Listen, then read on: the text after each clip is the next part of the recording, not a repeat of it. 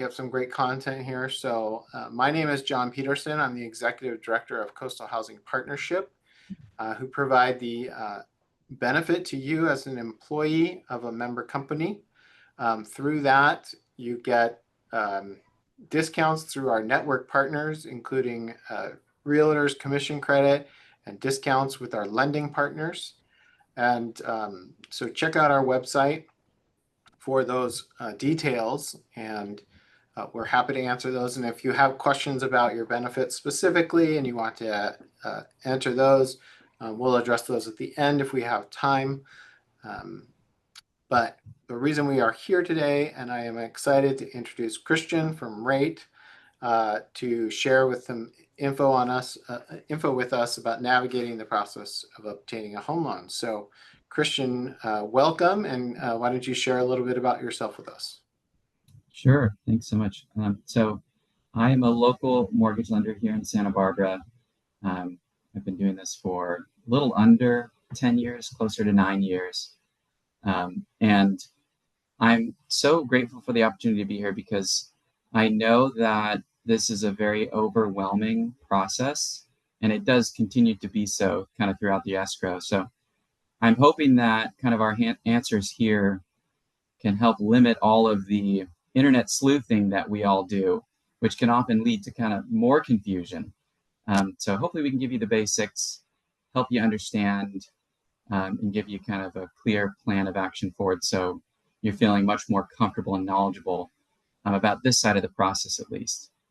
And I think I'm ready to jump into any questions you've got. Yeah, and I'll just reiterate, Christian is definitely a network partner, and so he is somebody that you can follow up with questions and reach out to. And you can find him on our website, and we can provide you with his information as well. So just so you know, Christian, we have just about 30 folks right now attending. So good group, and we'll get started here. So great. So if I'm thinking about buying a home, there's a lot of steps. There's a lot of homes out there, and there's starting to be more homes that we're seeing on the market. But is that the best place to start, or when is a good time to meet with a lender? And do I need to be ready to buy? Do I need to have all my ducks in a row before I meet with a lender? That's a good question. Kind of first, just to touch on how you're saying you could reach out to me earlier. I just wanted to share with everybody. Feel free to email me or text me or call me if you have a question. Please consider me as a resource. It'll be much easier for you guys to ask me the question and for me to tell you the right answer than for you to go kind of searching online for it. So I take pride in being kind of an educational resource too. So no question is too big or small.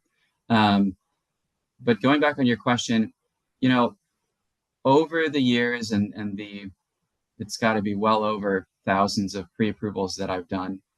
There are a handful of them where there's an issue that's discovered in the process, and those persons maybe waited until they identified a property that they really wanted, and then they started the pre-approval and found out they weren't ready, and they were going to need 3 to 6 months or even longer before they were able to buy.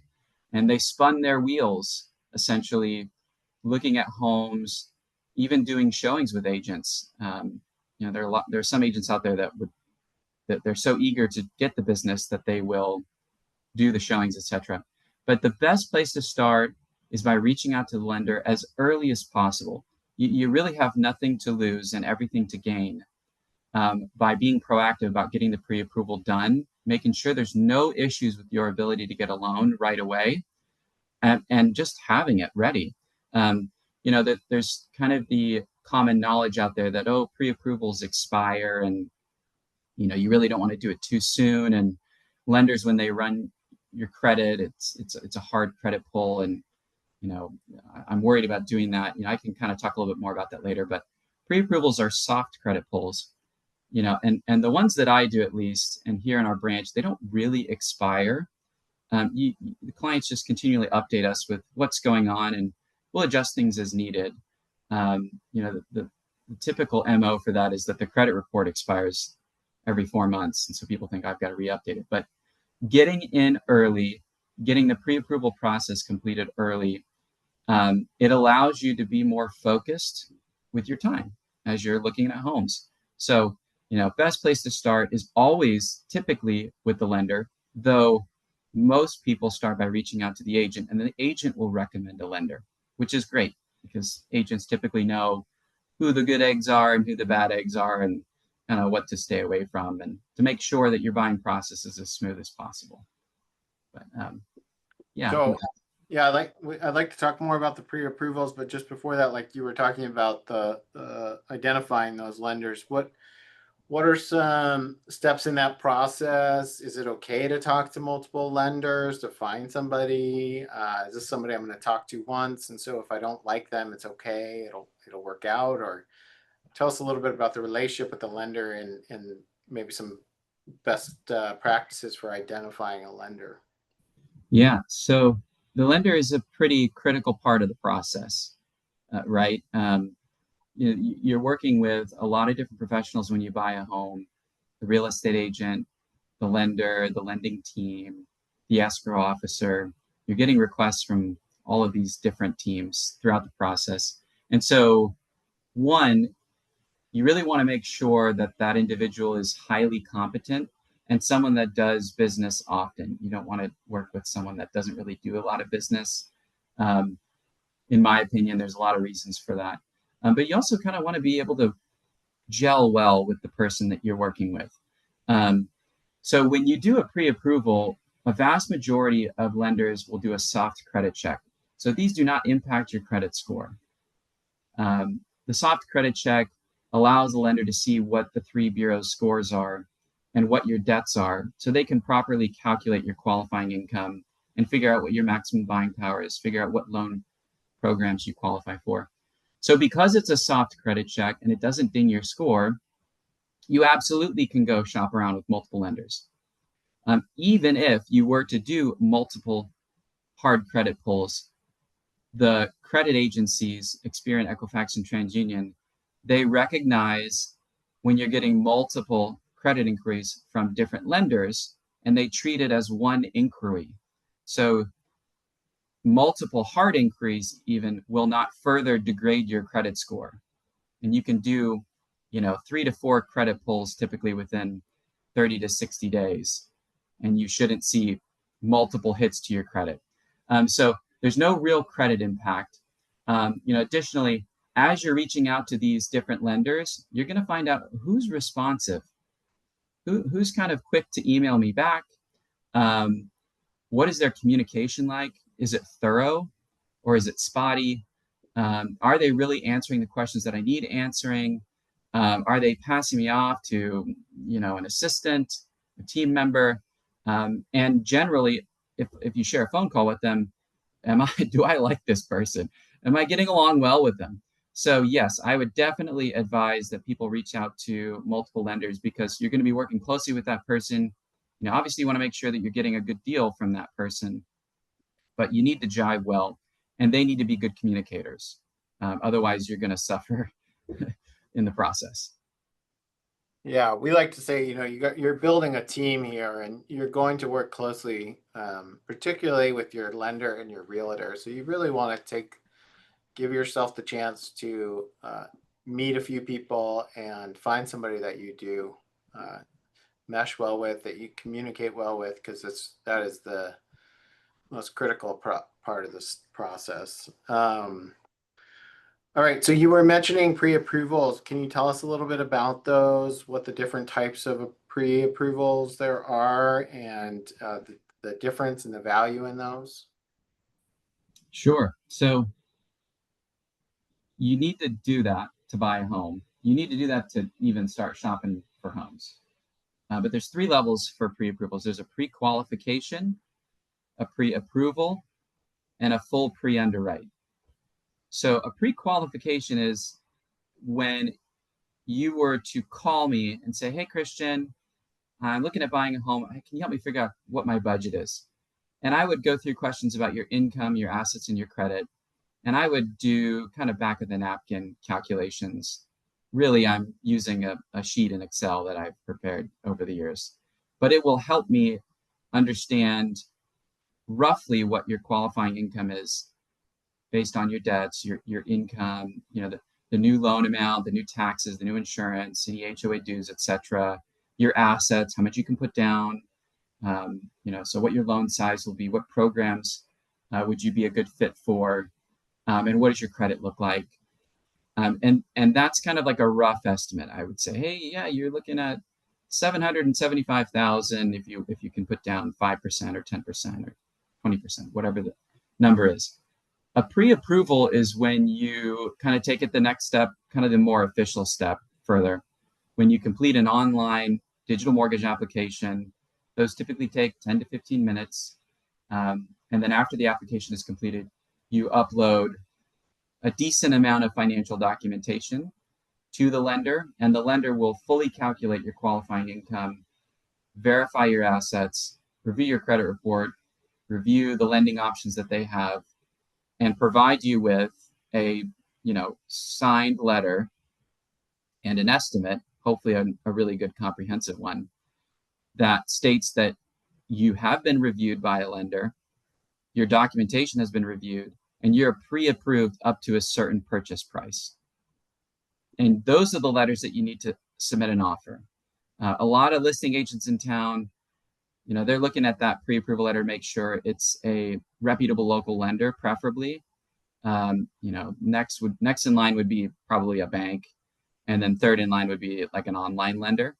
But it's an important part of the process. That's the necessary, more robust verification of what your buying power is. And then third is a fully underwritten pre-approval. And that's essentially after a lender does a pre-approval, he will submit your file, or she will submit your file to their team. Their team will do some scrubbing. They'll reach out to you, say, hey, we need some additional stuff. Here's all the additional documentation that we need. And they will submit the file to a real underwriter. And that underwriter will review your file and give you an actual approval without an address or without a subject property address, aka the property that you would be wanting to buy.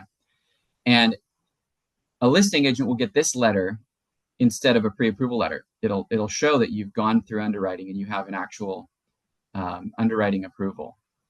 And so there's 3 boxes you can check on the purchase contract when you submit the offer: pre-qualification, pre-approval, which a vast majority of people do, and then fully underwritten pre-approval, which is kind of the highest level of verification that you can do with the lender.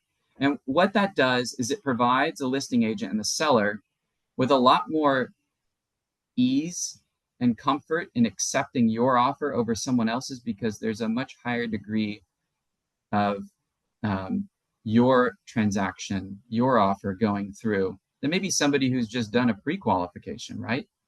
Or maybe someone who's just done a pre-approval with maybe a not so great lender. Because, as you can probably guess, not every escrow works out. So anyways, those are the 3 kind of levels. And if you've got time, it is always in your best interest to be proactive. I always recommend that people do the fully underwritten pre-approval if they can, because not only are you giving the seller and the listing agent a lot more peace of mind in accepting your offer, you're giving yourself a negotiating lever to pull, because you are more fully vetted. And maybe someone's coming in at a little bit higher price, but maybe they aren't fully vetted and you're fully vetted. You can also do things like offer shorter closings because you've done a lot of the legwork up front. So that can be really important to some sellers. Maybe the seller's property is vacant and they're ready to move.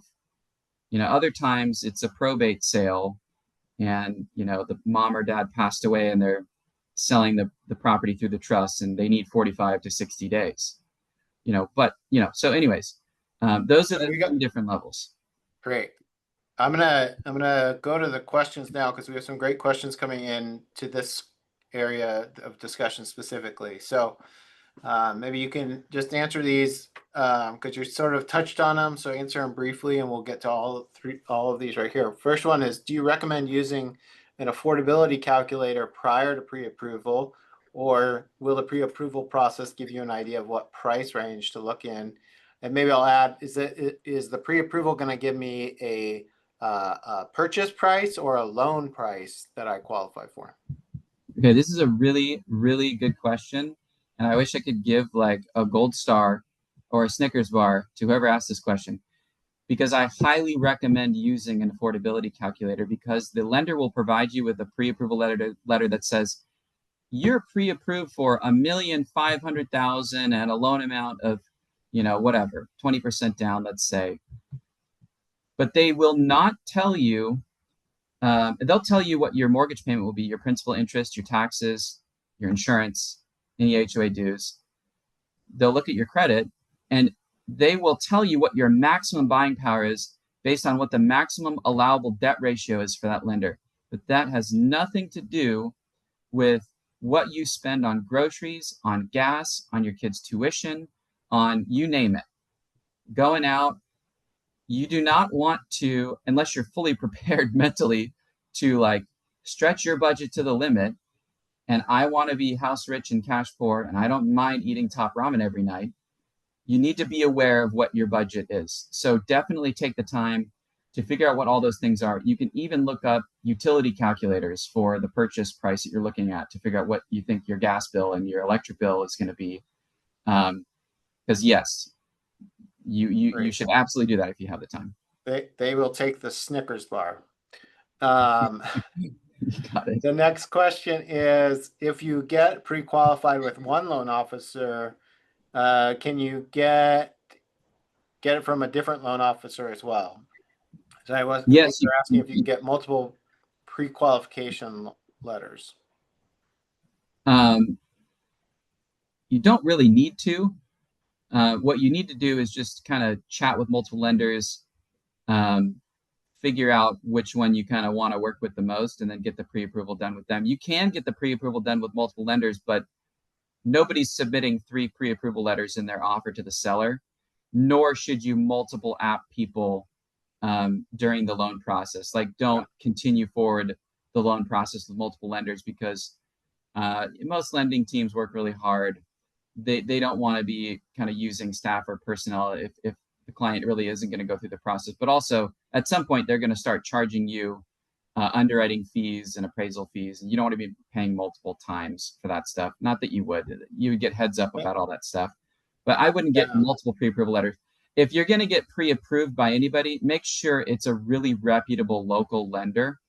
They're going to have kind of the strongest stamp of approval for you as a buyer.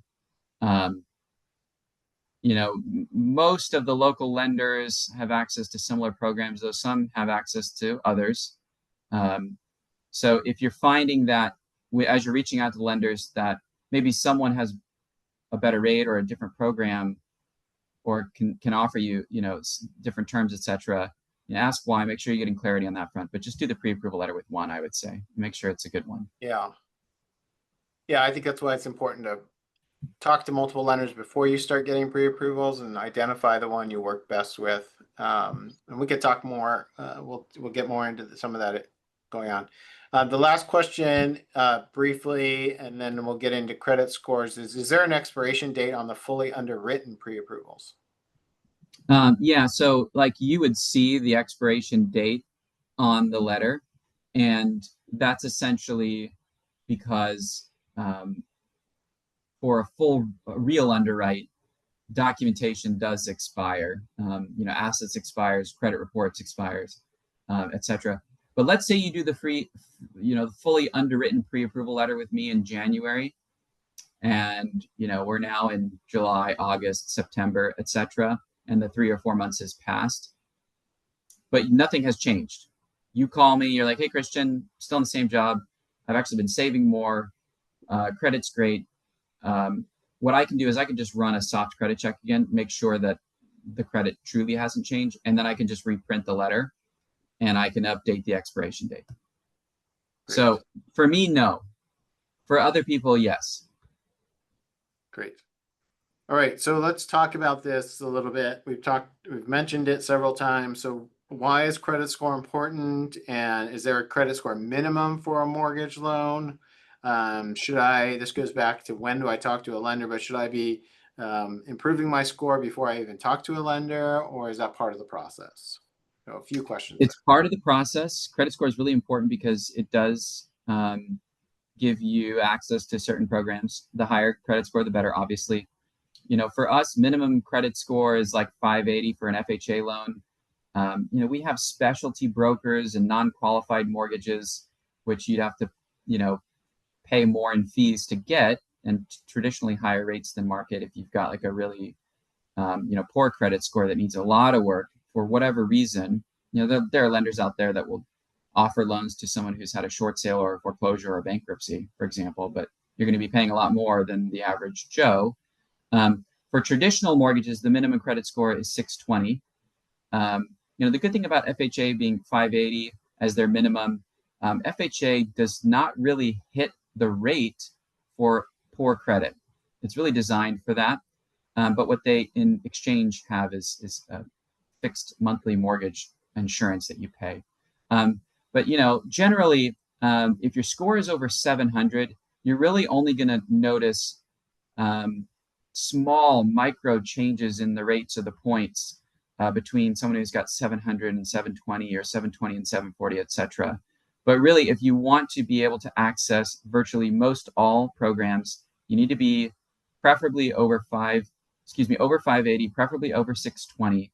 And it is part of the process. If in your pre-approval, I run a soft credit check and I see that your credit score is suboptimal, we have tools like what if calculators that directly plug into Experian, Equifax, and TransUnion, and I can see, well, which trade lines or credit lines were this person to pay down or pay off improves the credit score the most. So we can kind of help navigate a path forward. We can also connect you with credit repair specialists, etc., if you really need a lot of help. But it's part of the process. Don't let it shy away from you. Try to get your credit score over 620. Great. And I have some more good questions here. We will get to those. I want to go through a couple other things and then we'll discuss it because the questions are a good topic that's on here. But talk a little bit about first-time home buyers and programs that might be available. Who is a first-time home buyer? And what are some of the most common programs for first-time home buyers that are out there? A first-time home buyer is someone who hasn't owned a property in the last 3 years. So it doesn't have to be that you've never owned a home before in your entire life. If you've been renting for the last 3 years, you are a first-time home buyer again. The most common first-time home buyer programs are offered through Fannie Mae, Freddie Mac, standard conforming 30-year fixed lenders. They've got the Home Ready and the Home Possible. You know, there's also a handful of others, Cal HFA, and then internal programs. The challenge with the first-time homebuyer programs is that you have to be within their income limits. Excuse me. Income limits are often pretty low. The income limits are calculated by lumping average incomes from multiple counties. And unfortunately, Santa Barbara is averaged in with Lompoc and Santa Maria. We are Santa Barbara County. So I think the last time I was looking at the under 80% area median income, it was like $90,000. And that would be $90,000 for the entire file. So it's hard to qualify for a home or a condo at the prices here in Santa Barbara on a $90,000 income. So we have some programs that will allow you to be 120% of the area median income and also to incorporate high cost areas, which we're in. So we're able to boost kind of the minimum, the maximum qualifying income limit by a lot. And essentially you get a little bit of benefit on the rate. If you're putting down a lot, 20% or more, there's not really a real big difference in the rate for first-time home buyers. First-time home buyer loan, basically the incentive is in exchange for taking a short home buyer course, Fannie Mae, Freddie Mac will give you a little bit of benefit on the rate. But it's not like, it's great, but it's not like make or break. So we'll determine through the process whether or not you can or cannot kind of qualify for the first-time homebuyer programs based on how much money you make each year. So you mentioned the income is based on the whole file, which goes back, I think this applies to this question as well, because they said, can I apply for a pre-approval loan if I'm married for credit purposes, but you could also say for income purposes. So can we apply for a loan on our own if we're married? Yeah, it's totally up to you who you want to be on the loan. If you want you and your partner or spouse to both be on the loan, both be contributing qualifying income, or you're like, hey, my spouse has an absurd amount of student loans, we can't have her on the file, it's very likely that maybe she will contribute less qualifying income or more debt. I mean, let the lender make that determination first. You can always remove a borrower from the file and from the credit, or you can have that kind of understood through the pre-qualification process. But yeah, you can choose who you want to go on the loan. We're in a community property state, so there's marriage benefits to title there, even if somebody doesn't have their spouse on title technically. But if you want to just go on the loan yourself and just go on title yourself, you totally can. Great. So you're talking there, so I'm going to go back to a couple of these questions because you're kind of identifying what I think is a good part or the answer to this question, but I'll let you do that. You're talking about some of these different programs and how and looking at the file and making those choices. So the question is it okay to also do your own loan options without a loan officer, such as Bankrate or other websites? And the other question similar, how about opting out of a loan officer and checking loan offers online? Sure, you can absolutely try to look online, but I would be a little bit wary because it's not always that the best rate is the best choice for you. Oftentimes when you're on Bankrate and you're looking at different loan options, you'll be like, whoa, this rate's a lot lower. And then you click on it and you read the fine print, and it's for max loan sizes of $300,000 in the state of Oregon with an 800 credit score, and you're paying 2.5 points fees to get the rate. You're like, wait, what does that even mean? So really quickly, the par rate of the day is what the market rate is currently being offered at no cost and no credit to you. It's kind of like, this is the going rate of the day. If you take a higher than par rate, the lender will offer credit back. Like, let's say the par rate of the day is 6.75%. And so somebody who's offering 6.99% should be giving you a couple $1,000s of lender credit back, or whatever, depending on the loan amount. If someone's saying, I can get you a rate of 5.875%, you're like, whoa, that's almost a full percent lower. And then you read the fine print and they're like, we're charging 1.75 points for this rate. What they're saying is they're going to charge you 1.75% of the loan amount to buy the rate down, in addition to your regular closing costs. So you want to be wary that when you're looking at options online, regularly people will look at options online, or they'll go get pre-approved with Rocket or some online lender. And in my experience, those online lenders are typically call centers. The loan officer is licensed, and I've actually been to the floor of one of these before. I won't say which company, big company, but the loan officer takes 50 to 60 calls a day, and he has to do 25 to 40 pre-approvals a day. And he doesn't do the pre-approval, a piece of software does, and send you a pre-approval letter, but he's not actually verifying income, assets, and credit. And I regularly get rescue deals all the time because that lender totally missed something, dropped the ball, etc. So, when you're looking online, you can look at shop on online lenders. You can check with your bank. You can get pre-approved with any lender is going to take you, But in my opinion, the local lenders are going to be the ones that are going to be holistically far and away better for you. You can always refinance with a bank or an online lender later on and try that, but just be wary, read the fine print. Don't take that face offering at value And oftentimes, once they talk to you and they take your information, then it's total bait and switch. They're going to be offering you something completely different after they review your stuff. Well, I think you made this point earlier, and I think it's important that even though the market is shifting, and your offer, Santa Barbara is all of the areas we serve: Santa Barbara, Ventura, North County, San Luis Obispo.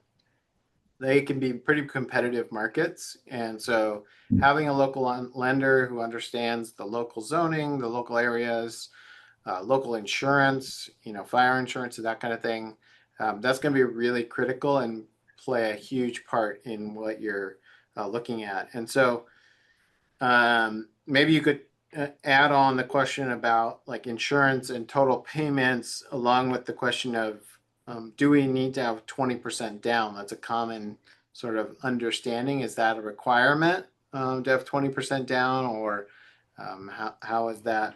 What are options there, and how can we come up with that and a monthly payment? So FHA allows you to go down to 3.5%. Fannie Freddie allows you to go down to 3% if you're a first-time home buyer. If you're not a first-time home buyer, it's usually around 5% down minimum. So you don't need to do 20%. If you put down less than 20%, you have to pay monthly mortgage insurance on top of your mortgage payment. Kind of the lower the down payment, the higher the mortgage insurance, and it could be under $100, or it could be a few $100s, or it could be really high, many hundreds of dollars if your credit score is really bad. But I want to just touch back on kind of what you were saying earlier about the competitiveness of the markets here. It is a very competitive market. A lot of people want to live in Santa Barbara, not just people who live and work here locally, but people come out of town all the time to buy homes. So, like I was saying earlier, it totally behooves you to get the pre-approval done way in advance so you've got that competitive edge. The pre-underwrite even better, so you've got the competitive edge. But the local lender has a lot more local knowledge. Again, the online lenders, etc., you are a lead. You're just another lead. They don't know the intricacies of the local market. They don't have the local connections with the title agents, the insurance agents. They don't know all of the different HOAs, etc. There's a lot of stuff that's kind of going on behind the scenes, a lot of knowledge and relationships and expertise that's really plays a critical role in you being able to close in a very seamless and smooth and quick manner versus someone who is going to be stumbling their way through it because they don't have kind of all the local connections. Insurance is incredibly important right now because of how many insurance carriers have left California and how many remain, which is in a very limited manner. And if your property is in a high fire hazard area, it's really imperative that you're working with a really good local insurance agent, or just somebody who's been doing it for a very long time, understands things, because you may have to get what's called California Fair Plan fire insurance, which takes additional time, or you may need to find a non-admitted carrier or some kind of unique, insurance solution. So, for example, we have an insurance broker on our team. He's one of the best in the nation, arguably. And so, out of the many escrows that we do every year, often, many of them need adjusting, or maybe you need to switch to a different lender, or you need to find another insurance carrier. So being able to kind of call audibles on the fly and still get you to the finish line is really important.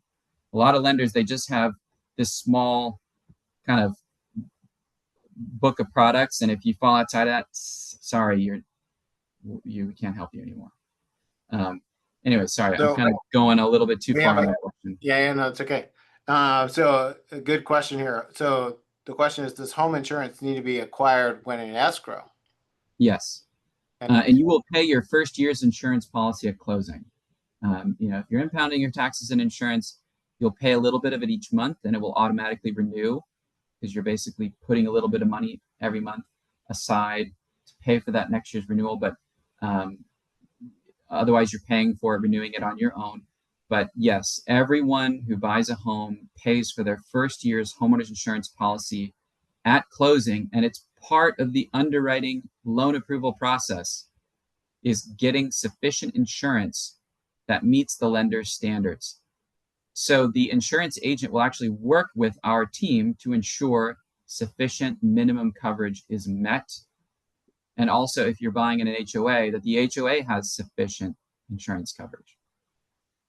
Yeah, and that seems to be a much bigger part of the conversation now than it had historically with prices in California, where, there was a simple kind of plug into the monthly payment calculation, but now that's becoming much more of a real factor in how much you can afford. Is that correct? Yes, because insurance costs have risen. So it has negatively impacted people's buying power because insurance prices have gone up because the number of insurance carriers, there's a lot that have left. Yeah. So yes, the extra $100 a month typically isn't going to make or break someone's, maximum buying power, but it just, it's not cool, but yeah. So that's one of the ways the lending market maybe has changed. Or there's some other changes in the lending market recently or in the past? Yeah, I would argue that there's been massive changes in rates. We've all seen that.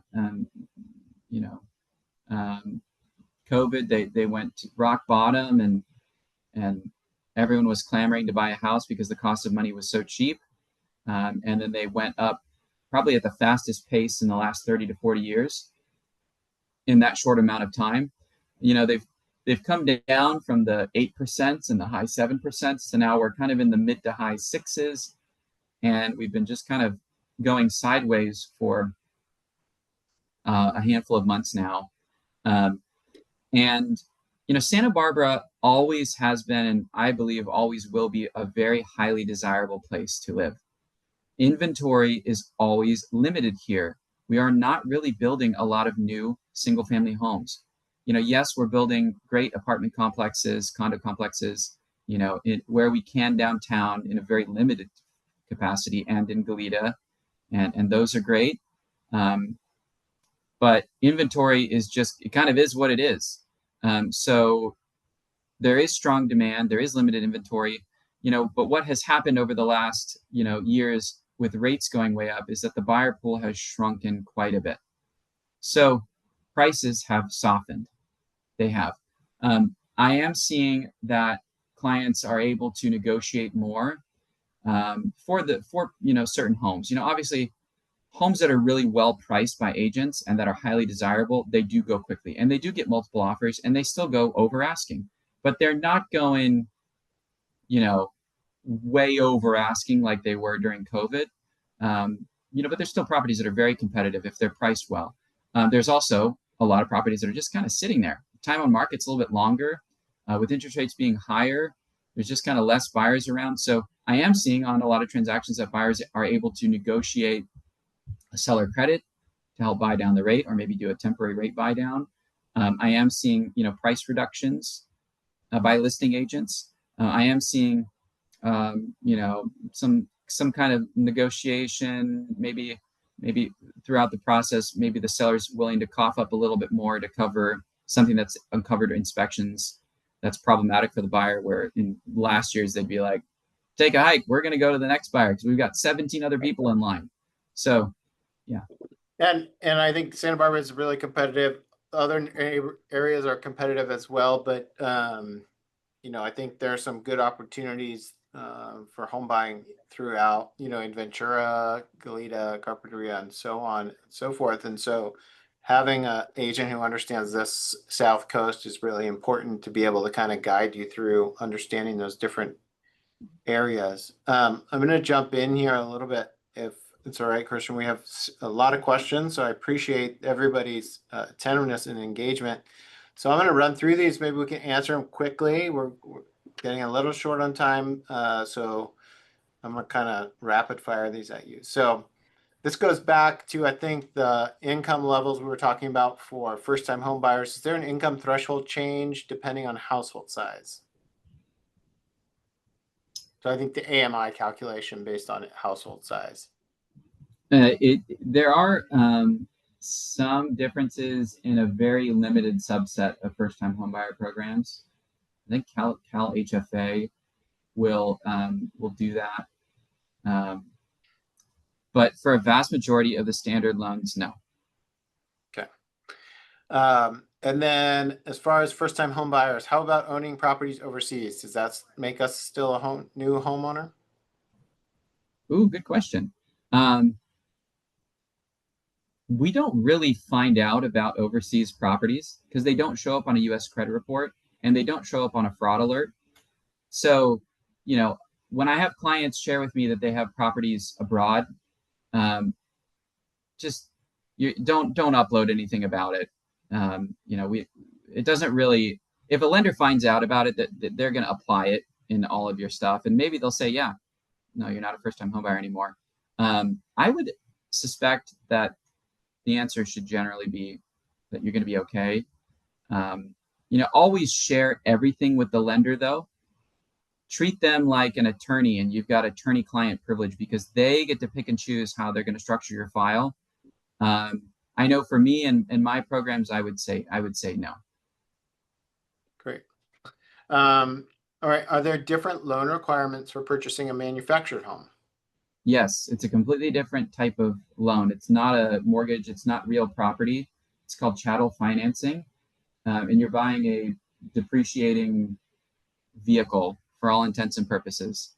I'm very biased against manufactured homes because they're a little bit more difficult to sell. They do not appreciate in value.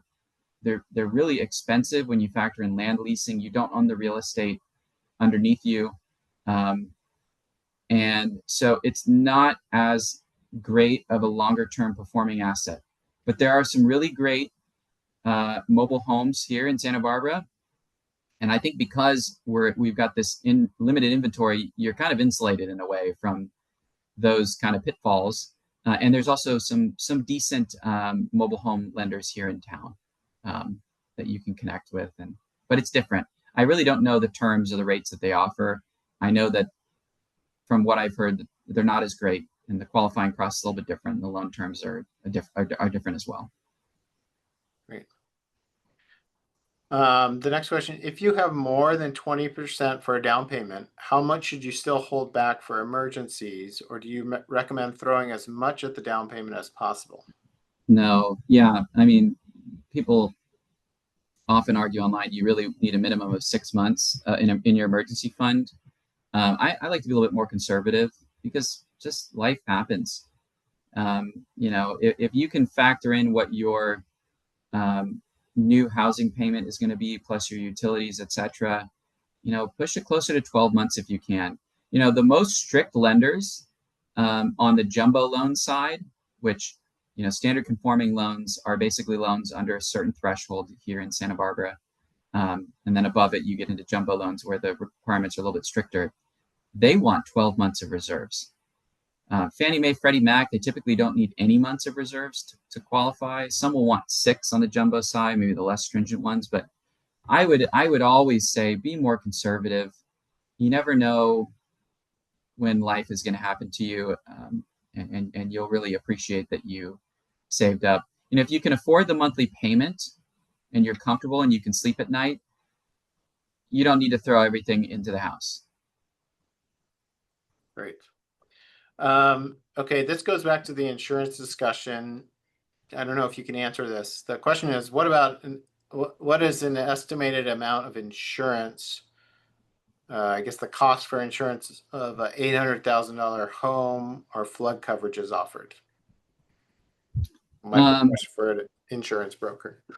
It's a good question for an insurance broker. I've noticed that my pre-approval insurance calculations have gone up from 0.1% multiplied by the loan amount divided by 12 to calculate the monthly insurance to 0.15 to 0.2 to 0.25 to 0.3. So, wow. I'm having to kind of increase it, but a really safe assumption, I would hope, barring they're not in high fire hazard and don't need the additional California fire fair plan insurance, fire insurance, you could do 0.3% multiplied by the loan amount.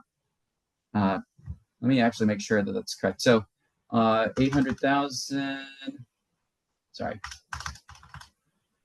times 0.03% or 0.03, excuse me, 0.003. So $2,400. That's a really conservative estimate.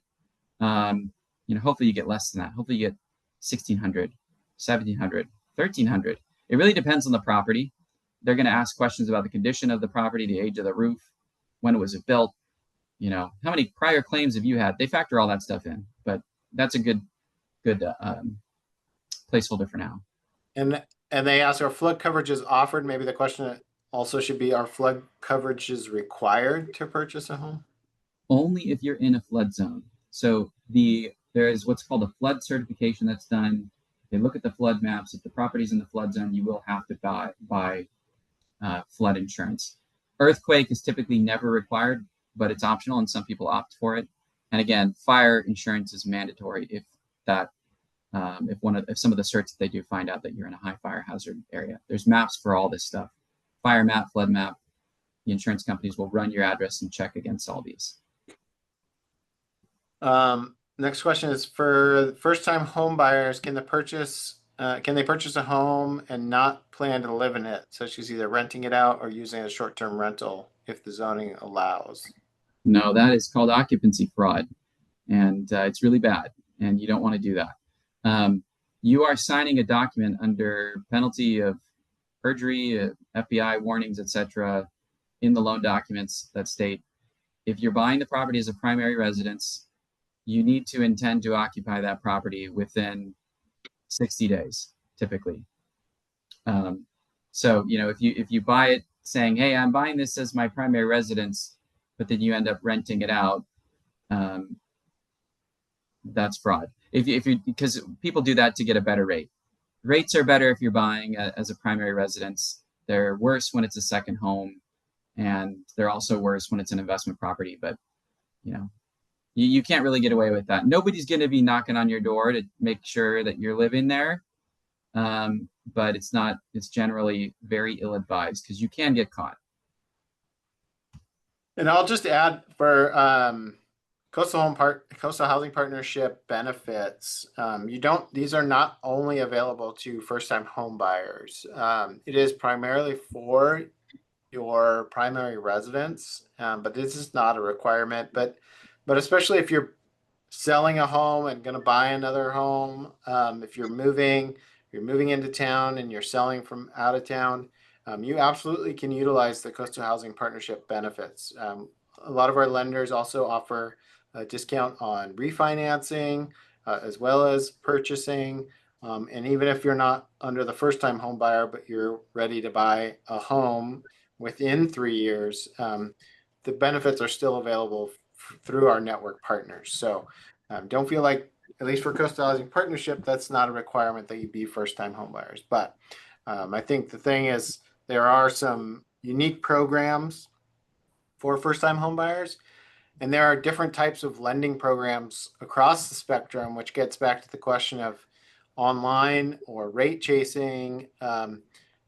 Speaking with a lender that you can trust and communicate with and work well with locally, they're going to give you the best lending options for your situation. And so, we would certainly recommend that you talk to one of our local network partners about that. So that would be my sense. And Christian, what other sort of final thoughts might you have? We could still take a few questions if they're out there. Yeah, I would just say you're hands down going to get a much better lending experience and a way, way less stressful escrow if you work with the local lender. I want to just go back to that last question briefly because I want to give them the benefit of the doubt. You can be a first-time home buyer and have people come in and rent other rooms, and you can still be a first-time home buyer. That's totally fine. So maybe you meant it that way. But no, I would say the main takeaway is if you're willing to put in an hour or two of work, you can easily and proactively / early find out what your buying power is. And if you're not ready or the numbers don't really jive well with you as you're doing your math, great, you did the work. You've got that knowledge, and now you've got an actionable plan going forward that you can work with your lender on. Maybe some of the lenders don't have as much time for this. I sometimes try to do that where I say, okay, well, we're finding out that you get to this price, but you want to be at this price. How do you do that? Okay, well, you got to grow your income. Maybe you need to save this much, and maybe we knock off this debt, you pay this off, or this is how we improve the credit score. You know, it's really sad when someone is like, we love this house, we want to jump on it right away, and can you pre-approve us today? It's Saturday. And I jump in and I do the pre-approval and I get it over to them, and it doesn't work because they've got some issues. You know, it doesn't hurt you. And you know, even with the expiration stuff, just keep at it. Yeah. And I think, you know, especially in this town, you know, I don't know about your experience, Christian, but I've heard from others. I mean, people have worked with lenders for a long time, whether they've used them multiple times or they've just started the process. You know, you can have a lender that you throw ideas off of, explore different properties that get to know your situation, and they can really be helpful in the process over years. You know, when you're ready to buy, it may only take months, but the relationship with the lender may be longer than that. Yeah, the longest client I had from pre-approval to purchase was 5 years. Many go long, you know. But I guess my final thought would be to anybody that has questions that maybe I wasn't able to answer, shoot me an email. I'm usually pretty quick to respond. I'd be happy to answer your question, or even share a phone call. Again, I take great joy in educating people and help cutting through all the noise. Email address is christian.menard@rate.com. Happy to answer anything else. There's one other question here. I'm not quite sure what they mean. I'll just read it. Maybe you can. If you choose secondary residence and first-time home buyer, what are the pros and cons? You can't do. You can't get a first-time home buyer with a secondary residence. Yeah, you can't get. You won't be able to get a first-time home buyer loan on a second home. First-time home buyer loans are only on primary residence / owner-occupied properties. Yeah. Maybe they're asking, if I own a home, are there benefits to, well, this is kind of a different topic. You're getting more into investing. So I think if you have questions about whether you should sell your home and move or buy a second home, that would be a question to ask directly to Christian.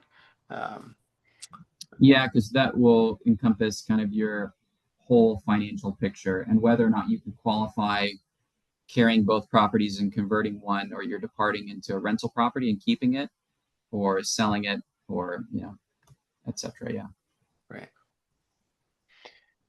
All right. Well, we are coming up on our time. Christian, thank you so much for your insights and your sharing these ideas and helping us understand the process a little bit better. Why don't you give us your email and your website again? Sure. So it's rate.com/Christian Menard. But you can see my name kind of on the screen, hopefully. And then my email is christian.menard@rate.com. christian.menard@rate.com. And then my cell phone, if anybody's a good texter or they'd rather just share a phone call, my number is 805-868-5116. 805-868-5116. Great. All right. Well, thank you, everyone. We will be sending you the recordings of this discussion.